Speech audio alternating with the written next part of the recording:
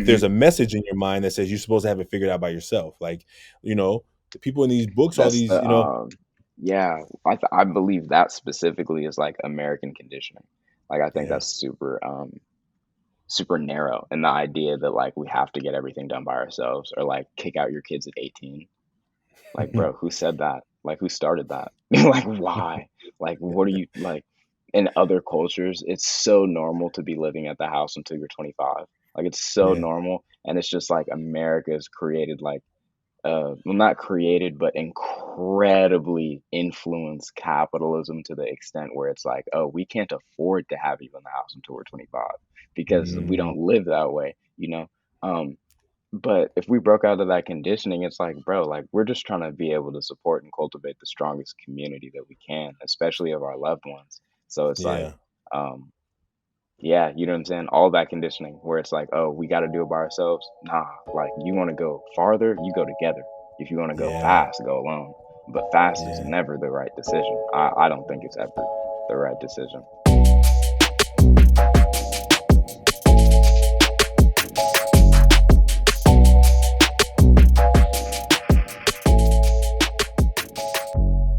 Welcome to the Taking Off the Mask podcast. My name is Ashanti Branch, and I'm really glad you've joined us. Today's guest is George Hofstetter. Listen, I just want to tell you before I even try and introduce George, that George and I met almost 7-8 years ago, when he was in, I think, the 8th grade. He was a coder. He was a tech young man working in this world of, of hackathons. And I got invited to an event put on at the Oakland hub by Kino Labs. It was a hackathon. And I was invited to show up and maybe be a coach or support and however. And I actually had never been to a hackathon. So I was like, sure, I'm all involved in mentoring. I run this mentoring organization. And I get there and there's young people from all over the Bay Area and George was there. I noticed him really early on. He just carried himself with a confidence that was like you could feel it. And not only was he had a vision about what he wanted to create, he stood up in front of all these people, hundreds of people, and said, "Here's what I'm trying to do." Now George is a CEO. He's young man really changing the world. And if you look at his company, George Hofstetter Technologies, what their goal is, what they say is changing the world's perspective on race using innovative technologies and authentic solutions. And this is the work that he was doing when he was in the 8th grade, but has now built his own company and is now hiring people and is now working to change the world. It's been really powerful in this work of Ever Forward, watching young men grow and do amazing things.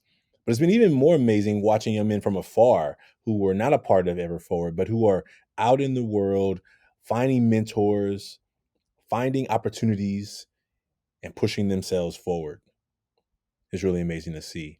In this conversation, a young entrepreneur gets to talk to a to an old entrepreneur, and just realizing that there's so much we have in common. So much of the challenges of business work, but also just being ourselves falls into play every time we communicate and we connect. So I really hope that you enjoy this conversation with George, as we connect in a deeper way, as we recall meeting each other back in 2014. And his team even won that hackathon, which was such a beautiful thing to see. The hackathon was a 3-day event. If you've ever been a part of a hackathon, they work all through the night to code and tech and to build something, and it's really great to see him using that passion that he had so many years ago, still driving him today. If you have not yet had a chance to think about who you are as a person operating in the world, but knowing that there's so much more to you than anybody gets to see usually on a daily basis, think about creating your mask also. And you can do that at 100kmask.com. And we thank you for being a part of this journey with us. Thank you for listening to today's episode. Enjoy today's show. Welcome to the Taking Off the Mask podcast. My name is Ashanti Branch, and I'm really glad you've joined us. Today's guest is George Hofstetter. And you may hear some excitement in my voice. Not only do I get to talk to a young man in this space, but George and I kind of go way back, and I'm gonna tell you about it in a minute. But I want George to introduce himself, and then I'm gonna tell you when I first met George. Yeah. How you doing, brother? How's Um, everybody doing today?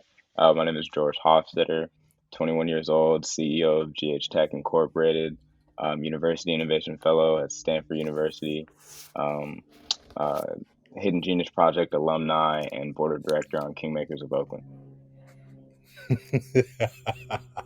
That's awesome.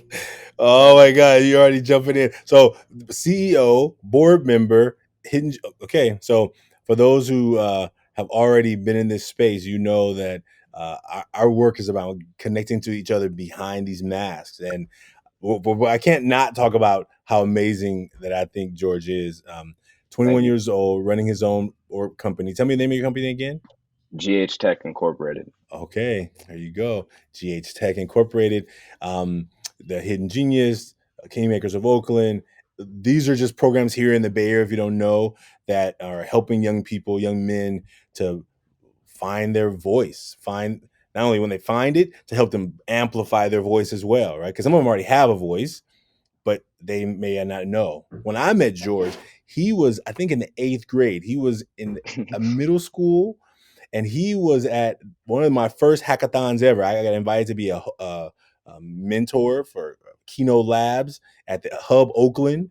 So I want to say he was in eighth grade, and he was trying to create an app to help students in private schools hmm to like connect and build community. And I hmm was just like, wait, how old are you again? I mean, like he hadn't had a growth spurt yet, but it was like, wait. hmm And this young brother inspired me. Like I was only going to be there that first night. I wasn't planning to come back the next day, but I had to come back the next day to see what was happening. And it was so beautiful watching you, brother, work with those coders and adults, and you knew what you were looking for. I mean, you hmm knew what you were looking for. You didn't have all all that at the time, like how to do it, but when they would say something, you're like, no, I wanted to do this, and they'd be like, oh, okay. And then, I mean, I just watched you leading. I Man, imagine that's I have some crazy. pictures from back then. I'm gonna find them, but man, it's so good to see you again. No, it's great to see you again, brother. It's crazy to reconnect. It's really beautiful. I didn't know that you only plan to stay for one night. Well, I'm glad you stayed for the rest of the hackathon because that hackathon uh, most definitely changed my life, changed the trajectory of where I was going. Man, and now you're at Stanford. Like I was a fellow in 20. I think the year that I came to that hackathon was when I was doing the fellowship at the D school. And so Yeah, now that I that's hear the crazy. Now I'm a fellow in the day school at the University Innovation Fellowship. That's ridiculous. I'm saying the way it's full circle, man. Beautiful. the University Innovation Fellowship, that Leticia is a really good friend, and she's helped Mm-hmm. me and she inspired me to like really figure out how we can take the work that we're doing with the Million Mask movement and grow it. Mm-hmm. And I've used a lot that I've learned. I think when you think about what the D School does using design thinking, it's really about Mm-hmm. how do we get back to the heart of what the people need, right? Mm-hmm.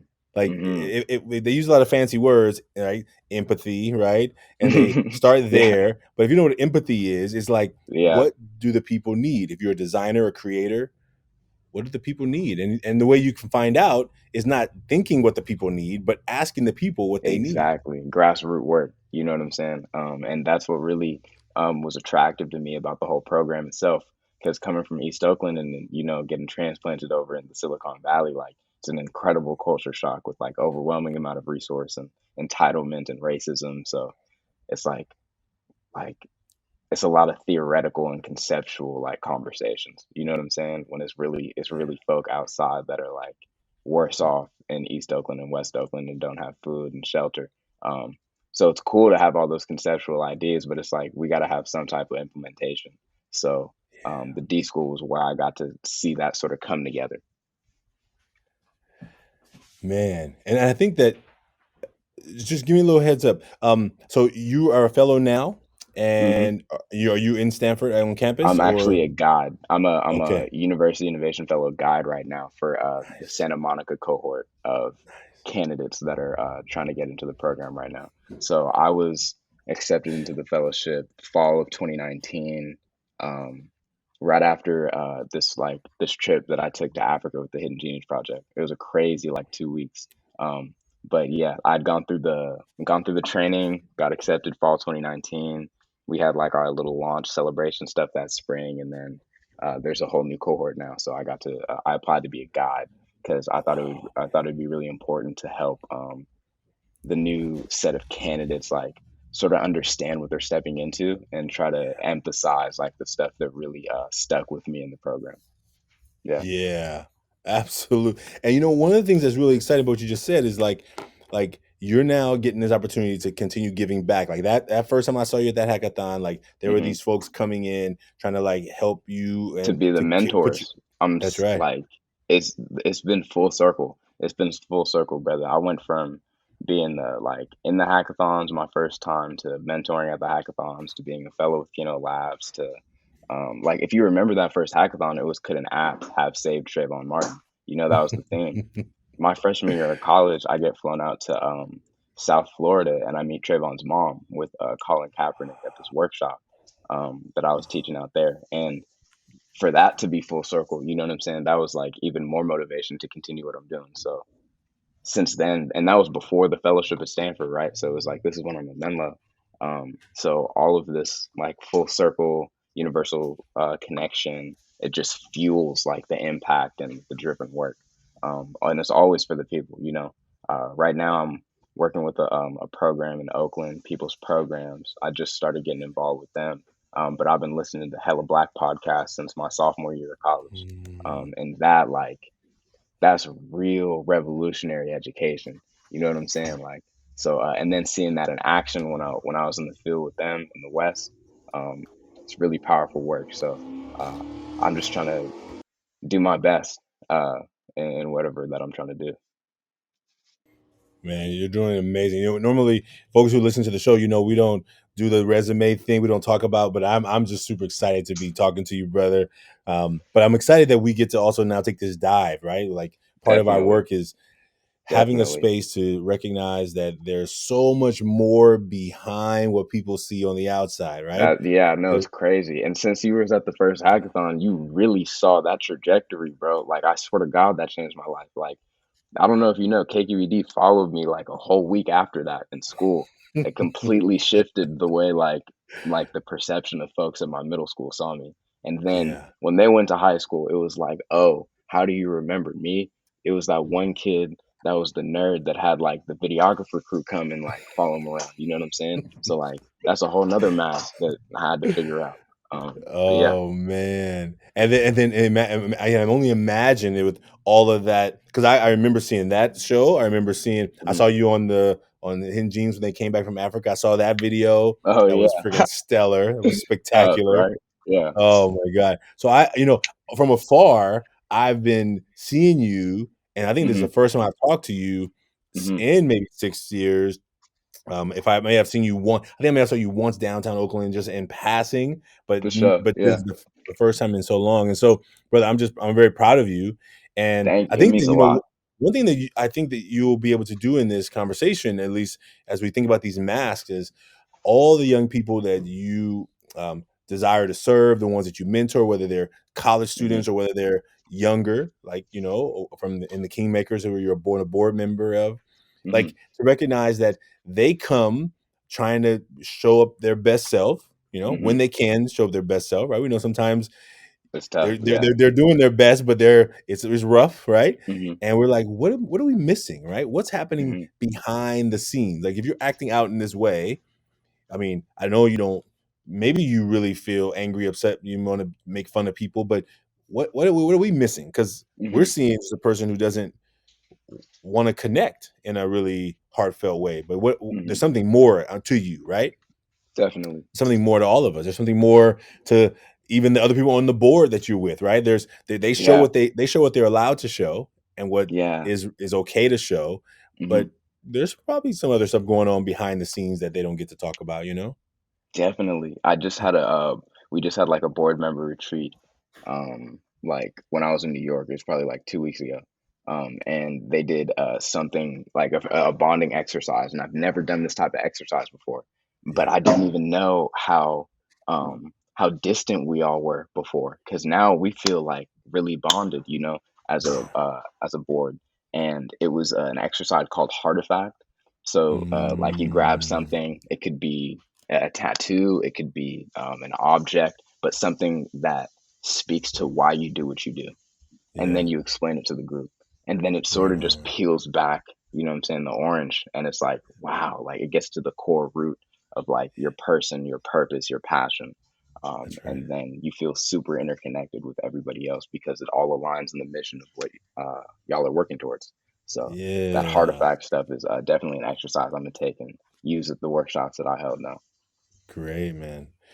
Well, I mean, we're gonna take back the peel of some of the layers back of the mask in this conversation. So, as a guest, I mean, we're already fully into this conversation, but you Hmm. get to decide who goes first. Either you share your mask first, or Okay. I share mine first. You decide, and I could go. I could go. okay, I think it'd be interesting to see some duality with yours, brother, on the other end okay, of stuff. A bit older than me. But okay, yeah. okay.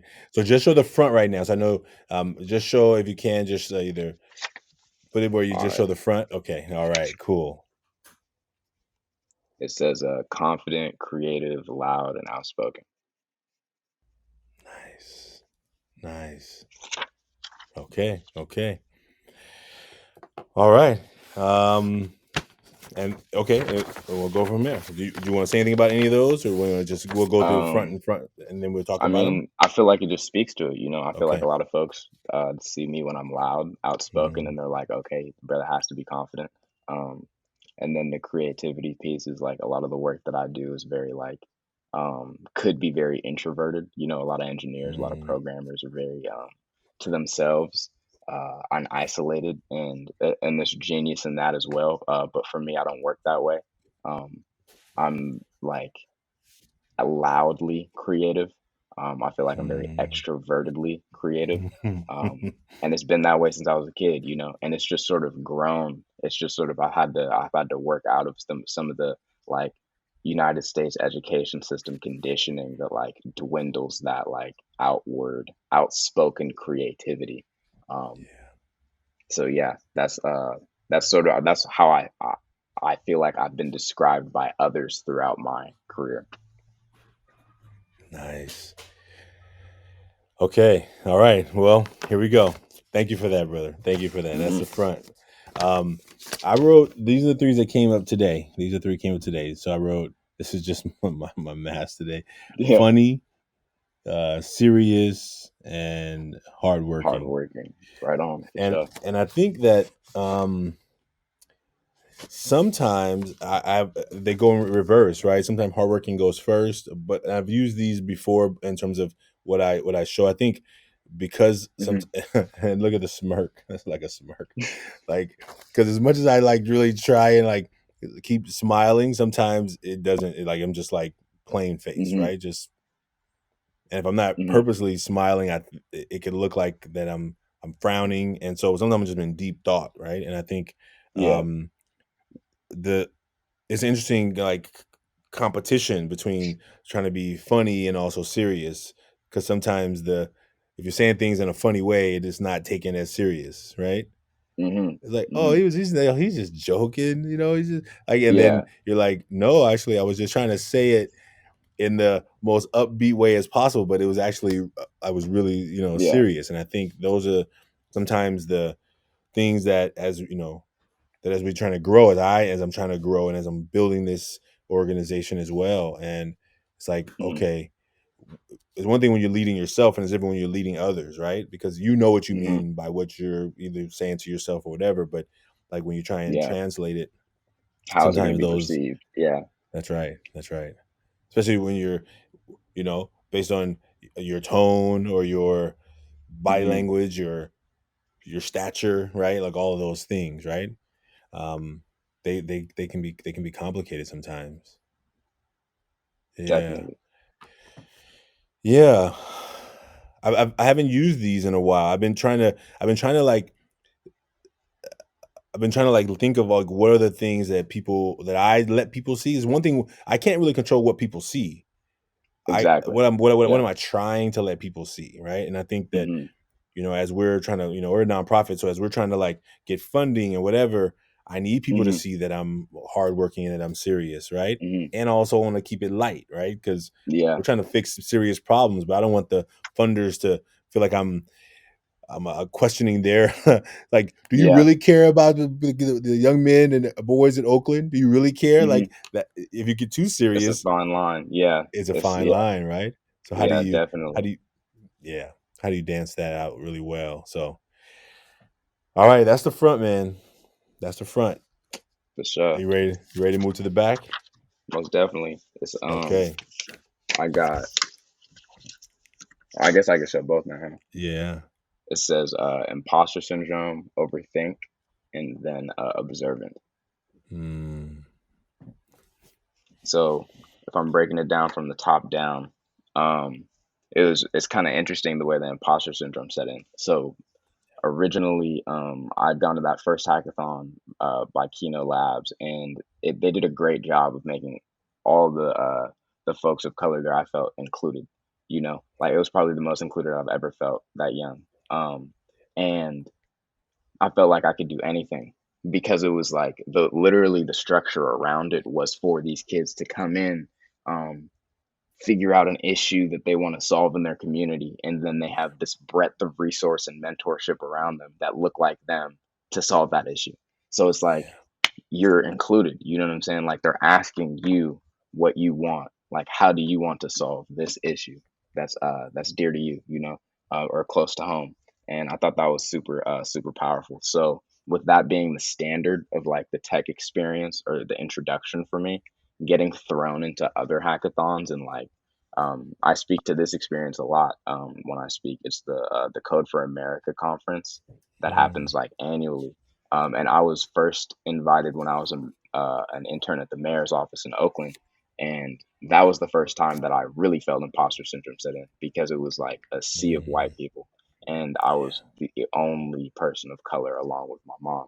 And it's like, how is that possible? You know, we're in the heart Yeah. of downtown Oakland and we're at a conference that's focused on um, literally giving civilians like the agency that they need to feel to create the tech that they think the community needs to Yeah. provide a better life, you know?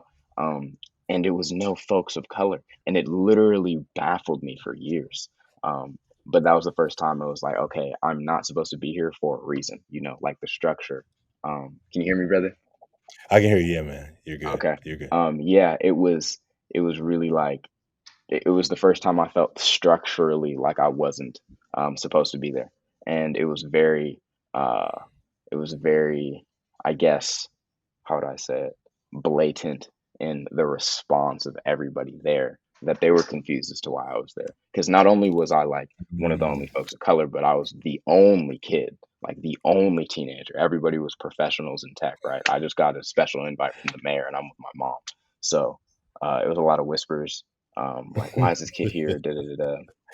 So that was when the first time that came. But then that is like a direct correlation to the overthinking, right? So it's like when we're mm, in these spaces and you're a critical thinker, it's like you're going to be overthinking, right? You're going to be trying to yeah. connect dots and you're going to be trying to tell yourself stories to make sense of whatever's going on. So I was trying to make sense of everything, and that goes into the overthinking piece of like, how are you perceived? Am I being perceived the way I'd like to be perceived? um, what is that going to mean to future connections? um, am I telling my story correctly? What Yeah. is my story? Is my story valid? Like it's a like slippery slope, right? um, so I would say that's where the overthinking piece comes in, and then the observancy is just, I think, comes from being the loud and outspoken. That like that aspect, it's like when a lot of folks see somebody that's gonna like stand on what they stand on, and be loud about it and be proud about it. I Mm, feel like they're like, oh, brother's not necessarily observant though. Like he'll be outside, but is he really thinking? You know? yeah. And I'm not sure if I show a lot of folks that I think like that in depthly. I hope it's understood and it's perceived that way. But I don't know if that's something that folks initially like would think. I think it might be because of tech, and they're like, "Oh, this brother codes, so he has to be like, um, he has to be involved in some sort of like right and left brain dynamic, right?" Mm, But if we're taking a step back, um, without that tech piece, are you really like, would you consider me observant? You know, I think observant can be a lot of different things, but one of the things that I think folks of color would recognize in the observancy is coming from a low income community, impoverished community of color. Like Yeah. that's a survival tactic. You need to have your head on a swivel. You know what I'm saying? Like you have to. Mm, So a lot when I went to college, a lot of folks would they'd be confused as to why I was so like observant, or I wouldn't say observant. I was just always cautious, like overly cautious. And it's like, bro, I don't care how rich the zip code that we live in is, I'm locking my car. yeah. Hmm. You know, Yeah. like Yeah. I'm gonna be looking over my shoulder. Like I'm not gonna feel comfortable like at parties past 2 a.m. I'm Yeah. gonna expect something to happen, you know. But that's just where I come from. I'm a product of my environment, so I feel like that observancy comes from that. But a lot of folks that are removed from those environments, that are in like Mm, higher education institutions, they don't either expect that or know how to categorize it. They're just like, oh, that's kind of suspect. That's kind of suspicious. Why do mm, you move that way? And it's just like, yeah. bro, this is how I move. This is how I keep myself safe, you know? That's right. Oh man. Oh, you just said some amazing things, and I think I'll just say this before I shut the back of mine. One of the things I observed also at Stanford in my Hmm. when my shock at the D school, I'm like, why is all this stuff out? Like, what is all Yeah, this right. stuff They, out? Like, bro, what's it's like, like yeah, like my brain? I was like, should, overwhelming. but for them, it's like, oh yeah, that's what we just leave stuff everywhere. It's like, oh wow, like just the Yeah, amazing like amount of being able to be in a space where you can just leave stuff on your desk and know it's gonna be there, like yeah. in an I'm not open comfortable with office. I that. mean, it's just It took open. me a Like it was just, while. Yeah, it was, I'm I was not taking taking everything my home phone, every day, laptop. right? Yeah, Yeah, yeah. everything. You're like, wait, well, y'all leaving stuff in the lock? There's not even a lock on the locker. There's just like a bun. I was Hmm. like a bin. It's like a basket right there, and it was just like, and I think that you're right. Like people would be like, "Why are you shocked about this comfort of?" Because I don't live in that comfort world Yeah, almost echo ever. chambers, you know? Echo Yeah, chambers for real. yeah, yeah. And it shows them in so many places, right? When people Hmm. are and I think being observant is one thing is really powerful in that, like you also can be observant when something is off, right? And some Hmm. people who have are just not either oblivious to it or just have never had to worry about how people feel outside of themselves. So you're like, "Did you see that?" And they're like, what did you see?" I'm like, "No, the way that person," and it could be just my Hmm. projection sometimes. Be careful with my projections because sometimes it's just my past experiences, right? Like I Hmm. noticed the small stuff, like the little stuff that were just part of my growing up, right? Like and for some people, it means nothing. I remember the first time I had an argument with somebody about putting my change on the counter than in my hand. The Hmm. people I was with didn't get it. Like, I'm like, wait a minute, because I was like, hey, excuse me, can you give me my change? And they're like, your Hmm. change is right there. I'm like, yeah, but you put it on the counter. Like I'm standing here with my Hmm. hand out, right? And it was for the people with me. They were like, why are you making a big deal? Just grab the change. Yeah, And for me, the way I grew up, it was like it's a respect thing, right? It's yeah, small, subtle, but to me, and so I'm like, why don't you get that? Like I handed that yeah. person my money in their hand. I didn't throw my money on the counter. It was like almost like that small thing, but for me, Hmm. I found myself having to then defend like this how I felt about it, right? And I'm like, Most oh, definitely. people don't have to even they don't have to think about those things. Yeah, and now you're validating like your gut, and it's like you don't need to validate that to anybody. You know what I'm saying? Yeah. So slippery slope for sure. Man, man. Okay, all right. Well, that's man. Thank you, brother. That was beautiful. All right. Well, here we go. I'm gonna show you the back. Here's the back. The back that's happening today. It says worried. Worried. My messy writing. Am I Am enough? I enough? And fear of. And fear. I like that fear of for sure. And That it's usually uncertainty like is, dot dot dot because it's yeah. like the fear of so many different things. Hmm. Which one do I want to start with right now? Well, I think the one that's the most present, just based on and having this conversation with you, like I'm inspired by you and what you're doing and Thank you. like the where you're in the role you're in this journey. And I think that I'm trying to remember 21, but I'm also just thinking, man, like Hmm. I think the ability to be able to help young people, the reason I started Ever Forward was because there was no Mhm. one helping to uplift that voice in me when I was Mm. younger, right? And then Word. when I got to Yeah. college is when I met some mentors, some black men who were educated, who were wanting to help guide you. I joined a fraternity. I was doing all these things, Mhm. but it was more of like, what why didn't I have that before? Why growing up Mhm. in a city of a whole lot of people that look like me, there was nobody really, maybe there were people who were out there trying, but they were doing Yeah. it in such small doses that you didn't get enough of it. And Yeah. so I think that always going to an engineering school, right? Cal Poly, and I was like, Mhm. can I survive this? And people come in there like already way ahead, right? And you're like, Oh, they're bred man, for it. Yeah, for yeah, sure. yeah. Like, where did you? I mean, I knew kids when I got this first English class and they were like, "Hey, you gotta read 4 books in 10 weeks." I'm like, who can read that fast? Is that even possible? Like, can your eyes even move that fast to read to Yeah. read 4 books in 10 weeks? That's like 2 weeks a book. In my school, you had to Mhm. read 1 book a semester or maybe two a semester. That's Mhm. that's unheard of in a quarter, right? But for them, they were Yeah. like, "Oh yeah, no big deal," and they're just like, and Yeah, I'm like, we like, good. Yeah. yeah. And I think that I think and I worked hard in school. I worked as hard as they gave me the work to do. I could have probably worked harder, right? And I think that sometimes now as you're Mhm. running an adult, right? I should have it figured out. That's what I tell myself. The story I tell myself is I should have it figured out. I Mm. should be able to run $1 million organization. I should be able to like hire and then sometimes I'm like, how do I do this? How Yeah. do I That's so who valid, though. You know what I'm saying? Those questions that you're asking yourself, like, I mean, that's how I feel like, that's the perfect, reference to, like, how self-aware you are. Like, without self-awareness, we're just running ourselves into a circle of like, "Oh, yeah, I'm doing exactly what I need to do." Like, for sure. Like, am I? If you're not questioning it, just to a little bit, it's like, are you yeah, really self-aware? And then it's yeah. like, I feel like you for sure would have a strong support system around that you've cultivated enough to, you know what I'm saying, like support you whenever you're doubting, whenever you're like overthinking. You got folks Mm, that are in specific positions to support you in the nah, okay, let me help you here though. You know what I'm saying? Or like, oh, I see this. Just phrase it this way, like those mm, little things is yeah, where you like sort of like where everyone can completely overthink and then spiral out. But it's like, nah, like all it takes is one person to bring you back down. You know what I'm saying? That yeah, grounding piece.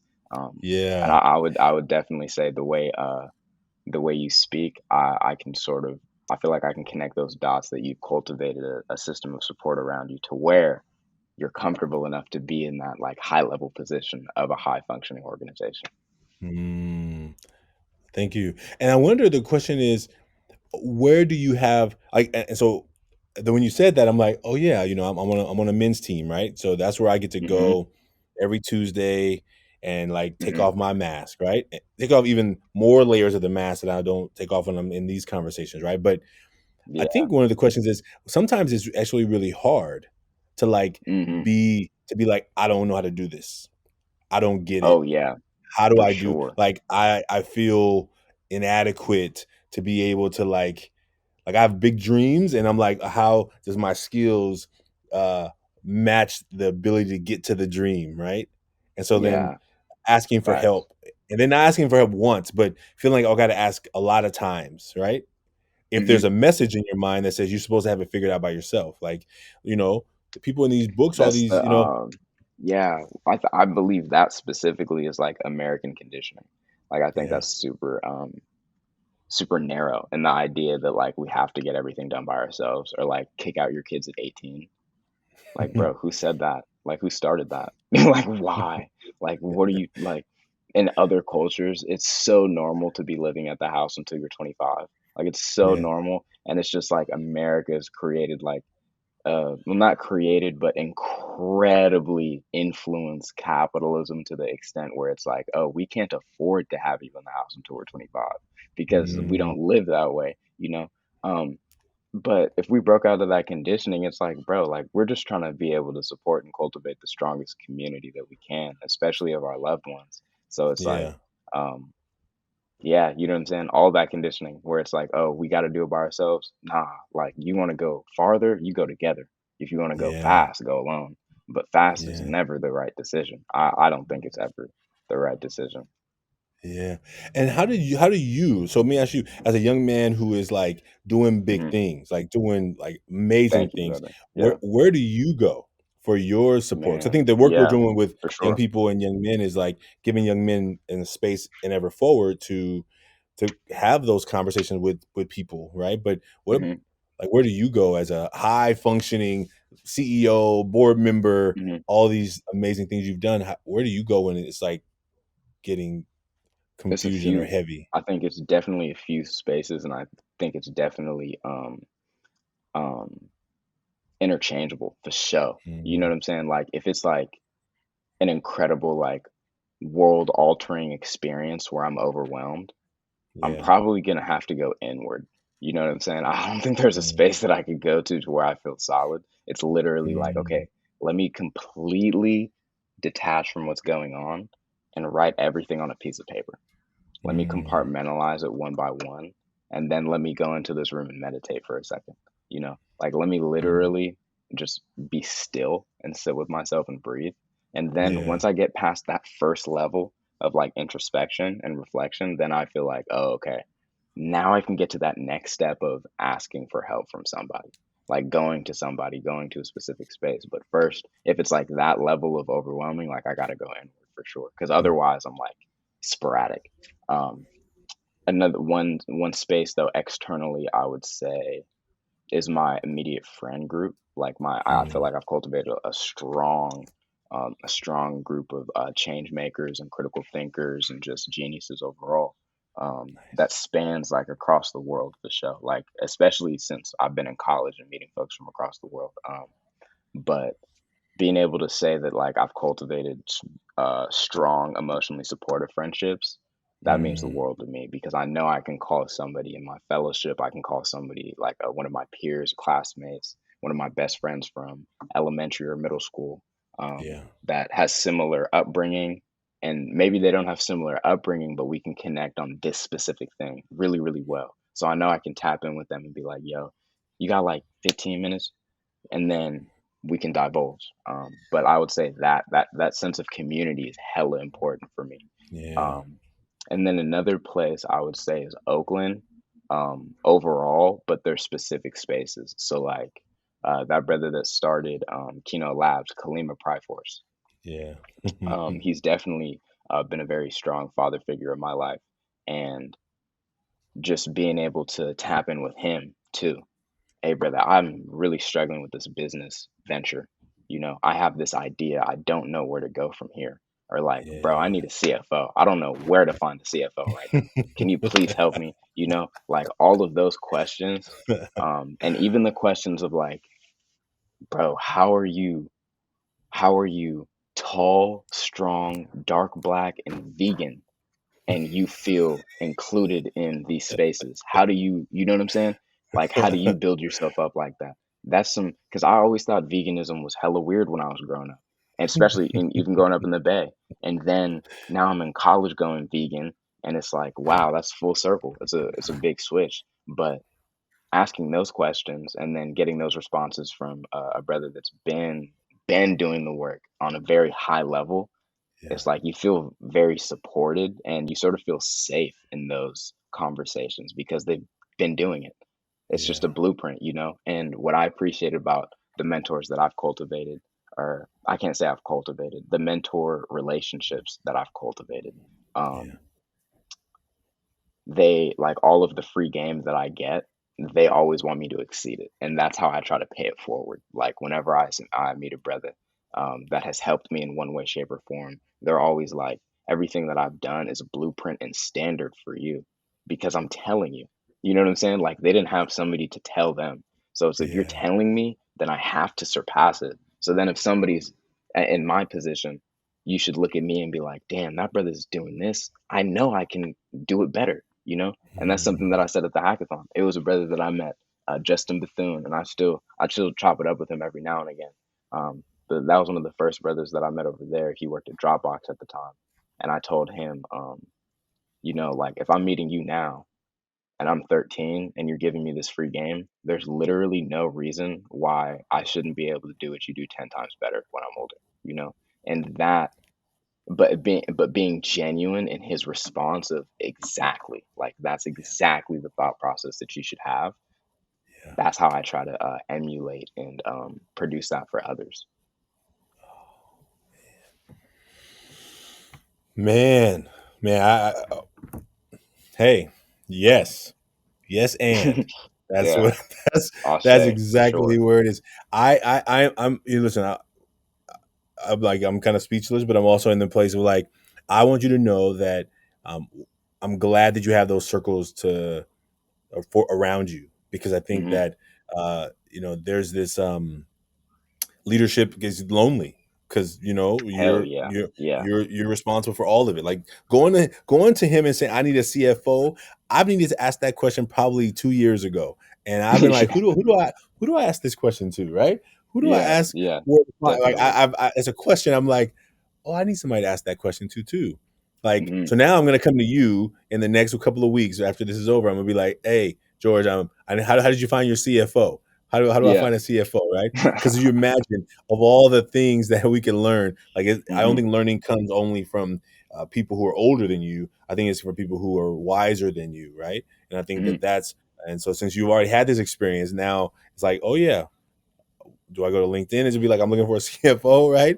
Then you Yeah. get messages from 20,000 people from around the world being You're like, just like, I oh, am I'm a CFO. qualified. I can do this, you know? And it's like, nah, you got to have folks mission driven. You know what I'm That's saying? right. I'd love That's to have folks that are of color and coming from traditionally marginalized communities because then it's like, I don't want, because a lot of things, I like a mask, like we were speaking about the mask. I feel like a that's lot of right. folks want to work with me because of the masks that I hold. You know, a lot of Mhm. folks in my age and where I come Yeah, from don't have the masks that I have.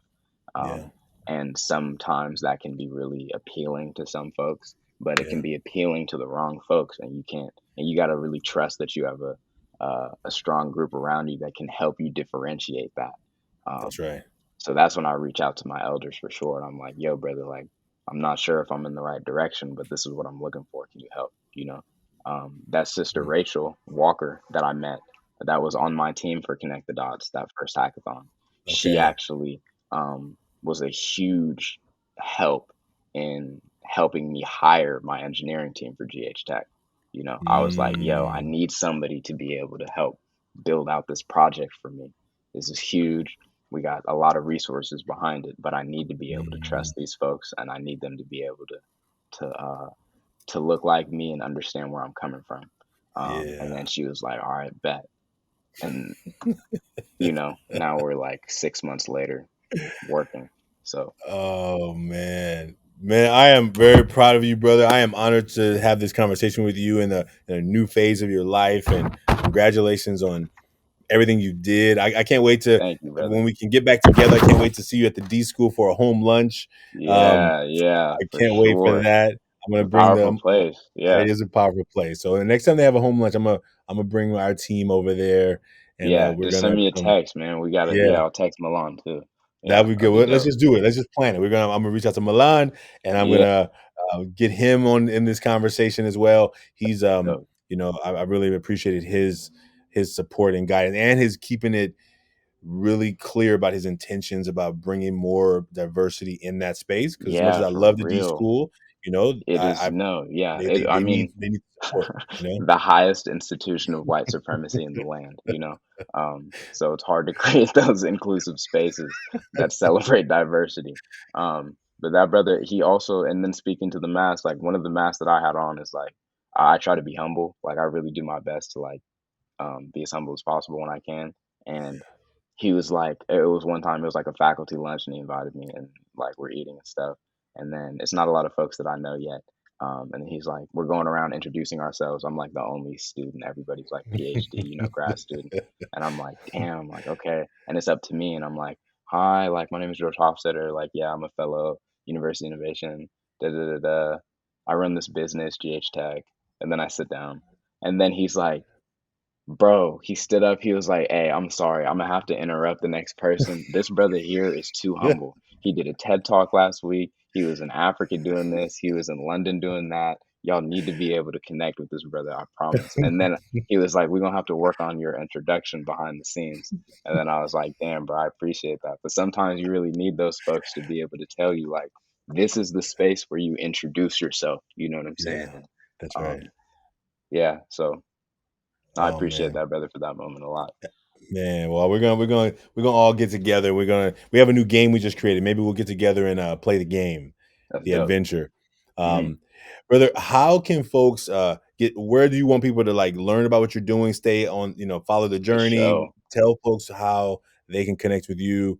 I am Yeah. so thankful for you being on the show today, and No, I of want people to course. be It able was to been a know. blessing. It's been a Yeah, man. blessing. Y'all can reach me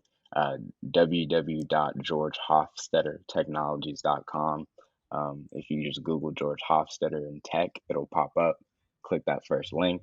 I have a list of like my projects that I'm currently working on. You can reach out if you'd like to build, if you'd like to collaborate on curriculum. You'd like us to host a workshop somewhere.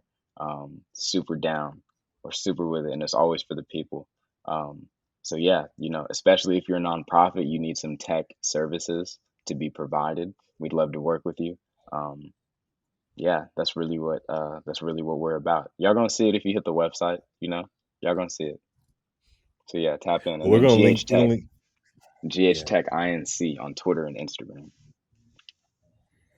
We're gonna link all of it in the show notes for folks, and For we can't sure. wait to share this episode with folks. And we maybe even as ever forward, as we're in this inflection point, we may be reaching out to you as well. So, Hey, brother, I you will. let me know, brother. Let me know. We love to. What are the nonprofits we're working with? Got a grant, and then we work with them to be able to provide whatever foundation they need in tech so they can scale, and then Okay, provide best services for whatever audience they're working with. let's go. Let's do it. Let's do it. Well, this is the time. And brother, I want to thank you. And for those out there who have not yet made a mask, you can go to Hmm. 100kmasks.com and make your own mask anonymously. George and I shared our mask here publicly, but we know that there's so many people who are not ready for that type of, being vulnerable. And so thank you, George, for Hmm. sharing your mask with us. And I Thank look you, forward brother. to, Yeah, to seeing you again real soon. I'm looking forward to seeing you at a home lunch or a game time real soon. yeah, definitely. Right on. Thank you, brother. Thank you, brother. Peace.